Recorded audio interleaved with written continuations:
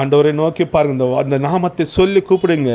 யாத்திராகமம் 3ஆம் அதிகாரம் 14வது வசனம் 15வது வசனம் அப்படி நாமம் சொல்லப்பட்டிருக்கிறது. வேத வசனத்தை எடுத்து அதை தியானியுங்கள். அதை சொல்லி சொல்லி உங்கள் வாயால் அவரை துதியுங்கள். என் வாழ்வில் இருக்கிறவரே என்று ஸ்தோத்தரியுங்கள். எல்லா சூழலிலும் இருக்கிறவரே என்று ஸ்தோத்தரியுங்கள். நிச்சயமாக அவர் இருந்து பலப்படுத்தி உங்களுக்கு சகாயம் பண்ணுவார். அதனால்தான் நமக்கு பெரிய ஒரு ஆசீர்வாதம். ஆபிரகாமின் தேவன், ஈசாக்கின் தேவன், யாக்கோபின் தேவன் நம் வாழ்விலே எல்லா உடன்படிக்கையும் இன்னைக்கு நிறைவேற்றப் போகிறார். வாக்குறுதிகளை நிறைவேற்றுவார் என்று விசுவாசத்தோடு பாருங்கள். ஆபிரகாம், ஈசாக்கு, யாக்கோபுடைய வாழ்க்கையை ஆதியாகமத்திலே திருப்பி பாருங்கள். ஆண்டவர் அவர்களோடு கூட இருந்து எவ்வளவு பெரிய வல்லமையான காரியங்களை எல்லாம் செய்தார். நம் வாழ்விலும் செய்கிறார்.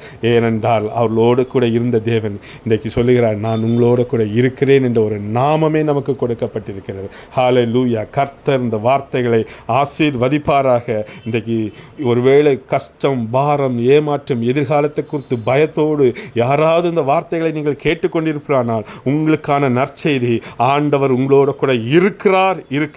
கர்த்தர் உங்களை ஆசீர்வதிப்பாராக. கர்த்தர் தாமே இந்த வார்த்தைகளை ஆசீர்வதிப்பாராக. ஆமேன், ஆமேன், ஆமேன், ஆமேன்.